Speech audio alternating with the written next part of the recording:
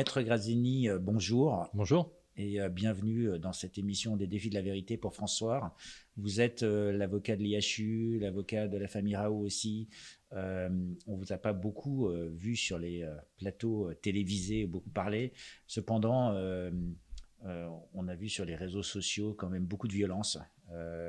On a vu un certain nombre d'actions qui ont été menées, notamment une contre le professeur Raffi qui s'était, on va dire, emporté, on va dire, contre Didier Raoult en l'accusant de maints mots. Et dernièrement, vous avez déposé une plainte contre Madame Bic qui s'est aussi élevée contre certaines des publications de l'IHU dépassant les bornes. Donc on ne vous connaît pas beaucoup. Cependant, en tant que professionnel du droit, ce qui m'intéressait, c'est de vous recevoir ici pour que vous nous en parliez d'un point de vue du technicien. Parce qu'en fin de compte, ça fait 12 mois que ça dure, qu'on attaque le professeur Raoult, qu'on attaque l'IHU. Qu'est-ce qui s'est passé ? Qu'est-ce qui s'est passé ? L'IHU est devenu comment expliquer ? Est devenu vraiment le lieu où les gens s'acharnent lorsqu'ils décident de s'attaquer à la représentation d'une forme de science qui n'est pas celle qui a été retenue de façon officielle. Voilà. Sachant que le professeur Didier Raoult aujourd'hui représente la personne à attaquer et depuis 12 mois fait l'objet vraiment d'attaques extrêmement violentes. Il y a de très très très nombreuses attaques contre le professeur Raoult. Et contre son équipe aussi. Et bien sûr, professeur Raoult qui représente l'IHU, donc il n'y a pas que le professeur Raoult à l'IHU, il y a un certain nombre de chercheurs. Et voilà, aujourd'hui on se retrouve dans cette situation. Donc on voit ces attaques, en fait on en entend parler, il y a beaucoup de bruit autour de ces attaques, mais pour vous, en tant que spécialiste du droit, il faut les caractériser ces attaques, parce que sinon il n'y a pas matière à porter plainte. Donc c'est pour ça que vous avez attendu tant de temps ? C'est pas pour ça qu'on a attendu tant de temps. L'objectif, c'est de montrer que l'IHU ne refuse pas le débat scientifique. Au contraire, le débat scientifique fait avancer les choses, la critique scientifique fait avancer les choses, et l'IHU a une position très justement scientifique. Mais lorsqu'on dépasse le débat scientifique, lorsque la critique a des conséquences autres que sur l'avancée du débat scientifique, effectivement, il n'y a pas d'autre choix que de saisir la justice pour déposer une plainte et pour dire ça, c'est quelque chose qui n'est pas possible. Donc c'est ce qui s'est passé avec le professeur Raffi, par exemple. C'est ce qui s'est passé avec le professeur Raffi.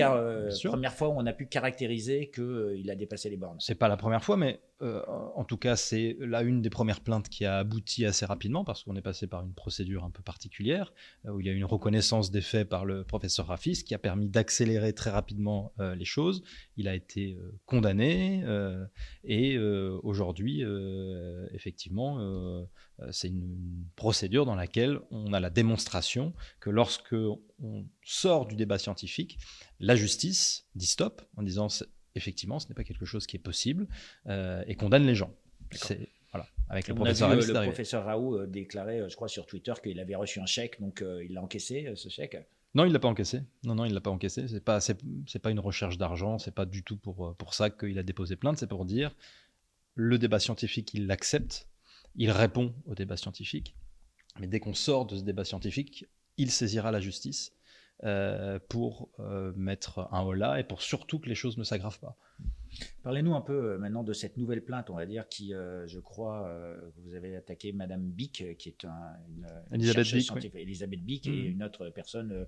Oui, c'est une blogueuse. Voilà, et qui représente le site PubPeer, c'est ça, on va dire. C'est ça, c'est une blogueuse qui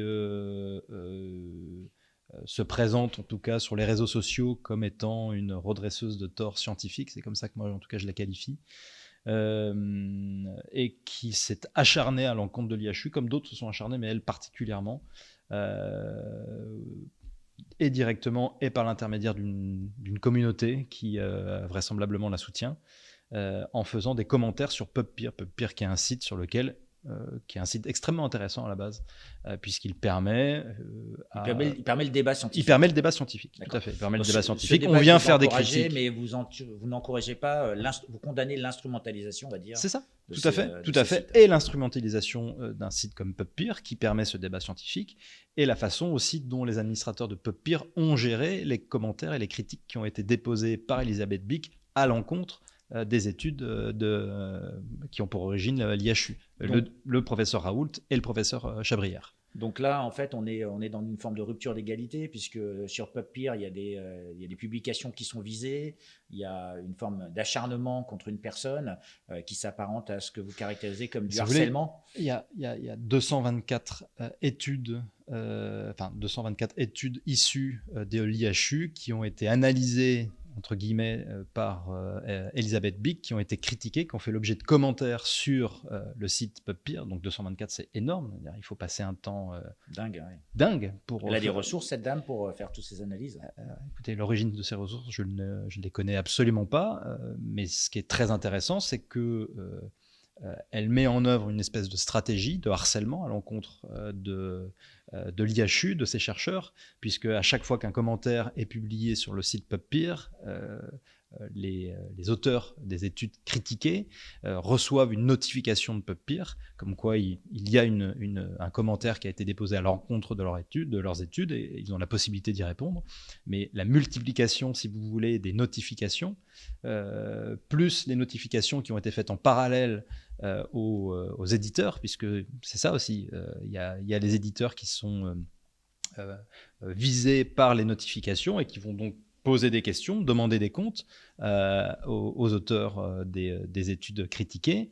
Et tout ça, ça fait un espèce de mélange qui rend une situation où l'IHU et ses chercheurs doivent passer un temps hallucinant à répondre non seulement aux notifications de PubPeer, et à répondre aux questions qui sont posées par les éditeurs.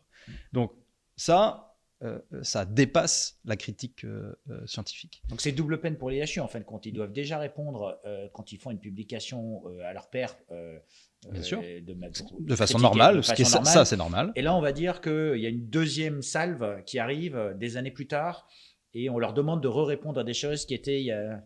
C'est ça, c'est-à-dire que parfois il y a même des études qui sont datées d'une quinzaine d'années, donc il faut se replonger dans l'étude, expliquer quels sont les éléments qui ont été utilisés, les démonstrations qui ont été faites, donc c'est-à-dire pratiquement refaire intégralement l'étude. Il faut répondre aux éditeurs par rapport aux critiques, parfois totalement erronées, qui ont été déposées sur le site PubPeer. Et l'objectif de tout ça, c'est de décrédibiliser l'IHU. Ça c'est quelque chose qui n'est pas possible. Autant on peut poser des questions sur telle ou telle démonstration d'une étude scientifique pour faire avancer le débat scientifique, ça c'est parfaitement légitime et c'est comme ça que la science avance. Mais là on a dépassé ce niveau-là puisque ça a tourné au harcèlement. Et si vous voulez, à partir du moment où ça tourne au harcèlement, ça devient... On rentre dans le droit, on n'est plus dans la science. Enfin, en tout cas, on rentre dans l'illégalité. Mais en fait, est-ce que vous avez pu observer qu'elle faisait la même chose avec d'autres chercheurs, par exemple, ou est-ce qu'elle vise particulièrement l'IHU? Est-ce qu'il y a un traitement, on va dire... Moi, je suis là pour être transparent, pour expliquer les choses de façon transparente et technique. Oui, elle l'a fait, en tout cas, elle fait des analyses sur d'autres chercheurs, mais ce qui est fou, c'est que sur l'IHU, il y a eu vraiment une concentration sur une période assez courte, c'est-à-dire bizarrement depuis un an, c'est-à-dire depuis le début de la crise sanitaire, depuis le mois de mars 2020, avec vraiment cette concentration sur non seulement Didier Raoult, à chaque fois que Didier Raoult est signataire d'une étude, et les chercheurs qui appartiennent à l'IHU. À partir de ce moment-là, on se dit il y a un choix délibéré avec certainement une pensée autre que celle légitime de la critique scientifique. Donc la critique, d'accord, quand ça va devient harcèlement, c'est plus possible. C'est plus possible. Mais on vous a vu aller encore plus loin dans le cadre de cette plainte, puisque quelque part, c'est passé du harcèlement à, je crois, de l'extorsion de fonds ou des demandes de fond. Si vous voulez, le harcèlement a été, et c'est pour ça qu'on a déposé plainte. Vous me posiez la question tout à l'heure, pourquoi vous pensez qu'on a mis autant de temps? En fait, on n'a pas mis autant de temps, c'est-à-dire que l'IHU a pu accepter de subir la critique scientifique. Et c'est pas parce qu'il y a des gens qui viennent critiquer sur PubPeer les études de l'IHU que ça pose une difficulté. La difficulté, c'est quand leur nombre et leur concentration devient importante, mais lorsque c'est ce harcèlement, ce mode de harcèlement, est une étape à une autre infraction. Et lorsque Madame Elisabeth Bick dit en substance... pourrez vous reporter à ces tweets, à des tweets qui sont sur Twitter, sur le réseau social Twitter. Mais dit en substance, moi, j'arrête de faire de la critique des études de l'IHU si soit vous m'embauchez pour que j'analyse les études de l'IHU, soit vous pouvez même me financer. Là, on tombe dans une tentative de chantage. Et si on peut penser que le harcèlement porte une atteinte et peut être considéré comme de la violence, c'est plus du chantage, c'est plus une tentative de chantage. On passe un cran au-dessus sur une tentative d'extorsion, puisque l'extorsion nécessite de la contrainte ou de la violence. Voilà. Mais c'est la contrepartie financière qui entraîne cet élément. Bien sûr, c'est la demande de contrepartie. C'est pour ça que j'ai bien précisé qu'il s'agissait d'une tentative de chantage, d'une tentative d'extorsion. On verra ce que le parquet, le procureur de la République va décider, puisqu'il n'est pas lié par les qualifications que j'ai pu donner. Mais les faits sont ceux-là. De façon très objective, les faits sont ceux-là. On a pu faire constater. Et surtout, c'est là où je veux vous démontrer qu'il y a une difficulté. À partir du moment où les critiques sont basées sur des qualifications scientifiques, pas de difficulté. Mais lorsque sur les commentaires qui sont déposés par Madame Bick sur le site PubPeer, les critiques qu'elle publie dépassent, enfin en tout cas ne sont plus dans le carcan ou dans le cadre scientifique, ça pose aussi une difficulté. C'est aussi la démonstration que l'objet de sa critique n'est pas pour faire évoluer la science. Lorsqu'elle vient qualifier les études, 25 des études issues de l'IHU, de néocoloniales. Le terme néocolonial, évidemment, ne peut pas être considéré comme une critique scientifique. Ça fait avancer quoi, où, comment. On est en dehors de ça. Et la raison pour laquelle on a décidé aussi d'attaquer le site PubPeer, en tout cas un des administrateurs du site PubPeer, M. Barbour, c'est parce qu'il est censé y avoir une modération, que d'ailleurs on peut le voir lorsque on publie sur le site PubPeer une critique qui n'est pas scientifique, eh bien immédiatement le modérateur intervient pour faire disparaître cette critique-là. Là, sur 25, il y a eu au moins 25 publications de critiques et de commentaires de Madame Elisabeth Bick qui vient traiter les études, qualifier ces études de néocoloniales. On n'est plus dans l'objectif du site PubPeer et c'est encore une fois la démonstration non seulement du harcèlement et que ce harcèlement participe d'une autre stratégie plus grande qui est celle du chantage ou de la tentative de chantage, voire celle de l'extorsion. Et il y a une audience qui est prévue. Comment ça va se passer, on va dire? On a déposé une plainte. On a vraiment mis cette situation entre les mains de la justice. Voilà, on attend que le procureur de la République fasse son enquête. C'est lui qui nous dira est-ce que oui ou non ces faits sont constitutifs d'une infraction. Mais c'était important de dire nous acceptons, enfin quand je dis nous, c'est l'IHU accepte la critique scientifique et acceptera systématiquement la critique scientifique. Et toutes les personnes qu'elle a décidé d'attaquer, parce que si vous voulez, l'IHU fait depuis un an l'objet de critiques multiformes, protéiformes et en grand nombre. Donc si vous voulez, si on devait attaquer tout le monde, ça serait pas possible. Mais tant que ça reste dans le débat scientifique, aucune difficulté.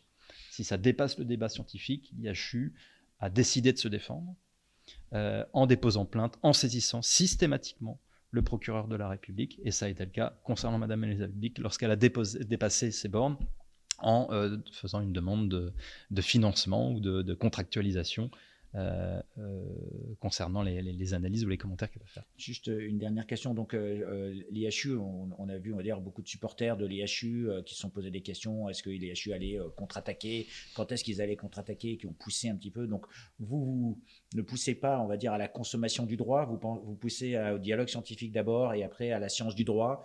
L'IHU pousse au dialogue scientifique. l'IHU fait appel à la justice lorsque justement, c'est ce que je venais de vous dire, lorsque justement on dépasse ça. Et surtout, il ne faut pas galvaniser les troupes. L'idée, c'est pas encore une fois, c'est pas d'opposer les gens les uns par rapport aux autres. Encore une fois, c'est de faire évoluer le débat scientifique. Des propositions sont faites, des études sont publiées, des recherches importantes de qualité sont issues de l'IHU. C'est quelque chose qu'il faut reconnaître absolument et ne pas toujours mettre une étiquette. C'est très facile, c'est des choses qu'on fait beaucoup. Non, c'est pas ça. C'est pas du On tout sent ça. dans votre discours une grande rigueur scientifique, même dans l'approche du droit. C'est comme ça que vous aimeriez vous décrire. C'est pour ça que je viens. Mon objectif, c'est pas de venir sur les plateaux télé ou c'est pas de faire de la médiatisation pour répondre à la médiatisation. Non, c'est pour dire voilà, nous avons des faits, ils sont qualifiables pénalement et on verra ce qu'en pense la justice. Bah écoutez, Maître Grazzini, je vous remercie de nous avoir donné autant de votre temps aujourd'hui, ce défi de la vérité, et donc au plaisir. À bientôt. Au revoir.